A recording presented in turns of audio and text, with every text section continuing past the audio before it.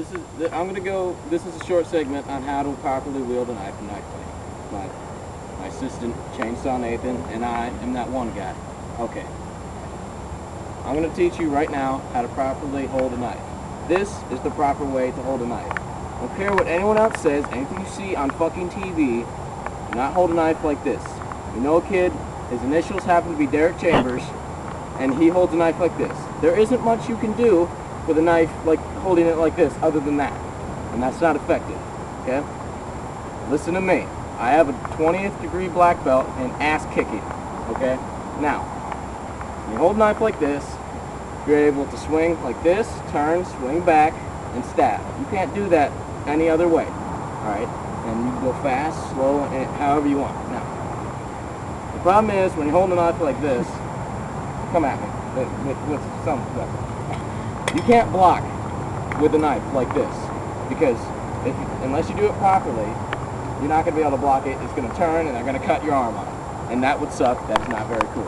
Now, come at me again. If they come at you and you hold a knife like this, if the knife turns, it doesn't matter because there's nothing here to get severed. Okay. This is your standard buck knife with a finger guard. I like to call them bear fighting knives, you know. The knife's not going to get knocked out of your hand real nice. Like, the reason I'm wearing gloves, protection, being cut, like cutting my thumb off or something, real gory and shit like that. Anyway, I'm not going to go through that and how to reattach the thumb. Because I'm badass like that. I know how to do it because I'm like Chuck Norris' second cousin. Okay? Now, hold a knife like this, it's not going to go anywhere unless you have a shitty knife.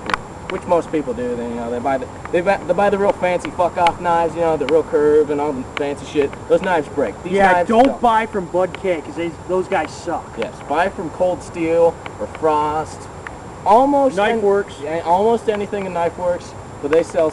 Sometimes they sell stuff that's real crappy, like fantasy weapons. You know, the ones like the. Anyway, now standard knife. I'm gonna go on about one of my more favorite types of knives, the kukri. Now, the reason it's painted black is for concealment at night, and it's got a some fucked up plastic thing. Anyway, grip, so it doesn't, you know, like chip or anything like that. The blade's made out of 1055 heat-treated carbon steel, so it doesn't rust. That's why it's black again. And the good thing about these knives, they curve real nice, like as you see. You know, you can just stand right there. I'm not gonna chop your head off. I could though. If you come at someone like this and just get right here with this curve, you can just cut their head right off if it's sharp enough. Another thing that's real nice about these knives, they're top heavy. That way, if you have a foe running away or running at you and you're good at it, you can throw it and stick it at them. Now, the gloves also prevent it from sliding, you know. The problem with these knives, if you're gonna stab someone, you come down like this, your hand could slip and you could lose a few fingers. Then you look like my woodshop teacher, but his initials happen to be Michael Clancy. Okay, now I'm going to go over why it's improper to wield this kind of knife backwards like this. Because since the handle's rounded, it could turn up like that, and you're not going to do anything with a knife like this. You know, broadside them, it's not going to do much. You're not going to fuck them up. You want to fuck people up because fucking people up is fun. Alright, you can kill someone when you fuck them up. Alright, you can't kill someone when you broadside them with a knife because you don't know how to wield it properly. Okay? Another one of my favorite knives. And the cool thing about these, since it's real thick, you can broadside them like this and you have more reach, you know? But there's one disadvantage. If you don't come down like this, you're not gonna hit them. Because it'll just kinda anyway. On to another one. Trench knife? Yes. It's another one of my favorite knives, since it's kind of heavyweight. It's called a trench knife. It's got brass knuckles. It's a straight blade, and it's sharp on both sides. That way, you can come in like this. It was designed for fighting in trench warfare during World War I and whatnot. So, you know, if things get real close and hectic and hairy, you just punch a guy in the face, you know, and then stab him in the eye or whatever you want to do in the neck or something. But the cool thing about these knives, you can turn them and they're not going to slip out of your hand because the brass knuckles prevent it from going anywhere. Here, pull your hair back a little bit. See, the cool thing about these knives, You can stick them right here behind the ear and just twist a few times. I like to call that one the brain scrambler.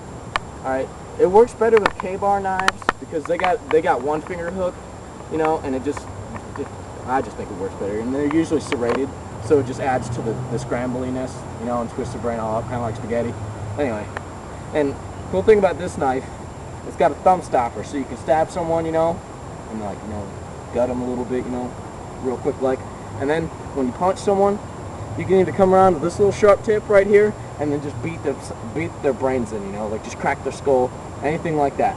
It was good for like in the trenches, you know. Yeah, so when you only had about maybe 2 inches apart from each other. Yeah, it was designed so when you come down on someone's helmet, you just bust right through it, you just go into their skull, and you're not gonna lose your knife because it's got brass knuckles, and you'll punch someone in the face, you know, fuck you, man, I'm gonna beat your head in with my brass knuckles and stab you in the eye, shit like that. It's real cool. Now, got a baseball bat over here. This is I don't know, the most improvised weapon ever in like gangs, just basic home defense. Little league fights, you know. Yeah. Those like 7-year-olds. Oh, I wasn't out. Yeah, you always see people running around with baseball bats because they're effective, but the problem is wooden ones like this, they break after a while, you know. I got a real fat one, I made it, you know, it's like that big around, you know. Anyway, see, it's a two-handed, you can hold it two-handed so you have more leverage, and just beat their heads in, you know. And you know how people always want to hold shit backwards. What are you going to do with a bat backwards, you know? Come across their face like that, and then what, you know? People try to tell me if they had a knife, like so, hang on. I'm like, chick, you're dumb, you know? What?